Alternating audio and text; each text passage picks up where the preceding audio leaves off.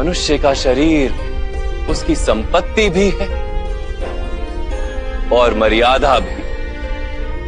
ये आत्माएं मरेंगी नहीं। अधर्म से दूषित शरीर का त्याग करके नया शरीर धारण करेंगी और उस शरीर में उनकी प्रगति की संभावना अधिक होगी। इस विचार से यदि तुम युद्ध करोगे तो वो उचित है। अपराधी को एक सीमा तक ही उद्धार का अवसर दिया जा सकता है। मैंने शिशुपाल के 99 अपराधों को क्षमा किया था, किंतु 100 अपराधों के पश्चात उसे दंड देना आवश्यक था। दो मनुष्यों के बीच का अंतर कोसों में नहीं नापा जाता, मन की भावनाओं से नापा जाता है। तुम अपने मन को स्थिर करो। पति भक्ति, स्वामी भक्ति, मित्र भक्ति, ऐसी अनेक भक्तियां होती हैं पार्थ, किंतु सबसे श्रेष्ठ भक्ति तो परमात्मा की भक्ति होती है।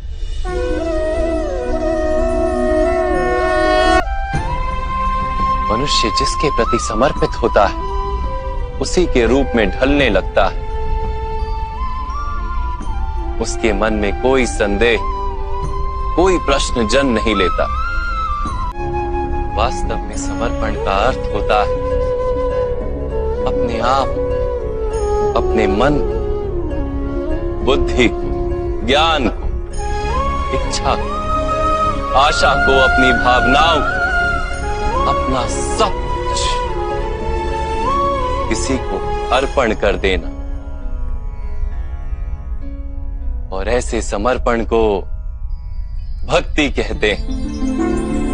एक असफलता से दुखी होकर जिसका मन डोलता नहीं, एक सफलता से आनंदित होकर जो स्वयं को सर्वश्रेष्ठ नहीं मानता, ऐसे ही व्यक्ति को कर्म योगी कहते हैं। और ऐसा व्यक्ति जीवन में बार बार सफल होता है। फल की आशा से कामना प्रकट होती है और कामना का तो स्वभाव है असंतुष्ट रहना। असंतोष से क्रोध उत्पन्न होता है और क्रोध से मोह जन्मता है। मोह के कारण व्यक्ति आचार और व्यवहार का ज्ञान ही भूल जाता है। ज्ञान के जाने से बुद्धि चली जाती है। अनुचित प्रकार के कार्य होने लगते हैं और समाज ऐसे व्यक्ति का शत्रु बन जाता है। और अंत में ऐसे मनुष्य का पूर्णतः पतन हो जाता है। सबके जीवन में ऐसा प्रसंग अवश्य आता है कि सत्य कहने का निश्चय होता है हृदय में, किंतु मुख से सत्य निकल नहीं पाता। कदाचित किसी दूसरे की भावनाओं का विचार आता है मन, दूसरे को दुख होगा ये भय भी शब्दों को रोकता है। तो ये सत्य क्या है? जब भय रहते हुए भी कोई तथ्य बोलता है तो वो सत्य कहलाता है। वास्तव में सत्य कुछ और नहीं, केवल निर्भयता का दूसरा नाम है। और निर्भय होने का कोई समय नहीं होता, क्योंकि निर्भयता आत्मा का स्वभाव है। क्या प्रत्येक क्षण सत्य बोलने का? जो व्यक्ति अपने कार्यों से आशाएं और इच्छा नहीं रखता, उसी के कार्य पूर्ण होते हैं।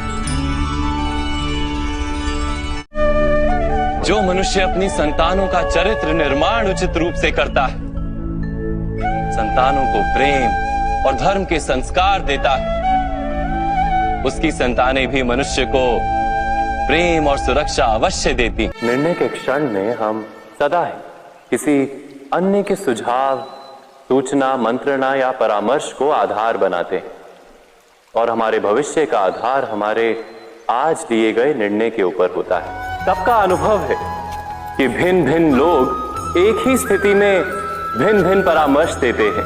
धर्म से भरा हृदय धर्ममय सुझाव देता है और अधर्म से भरा हृदय अधर्म का परामर्श देता है।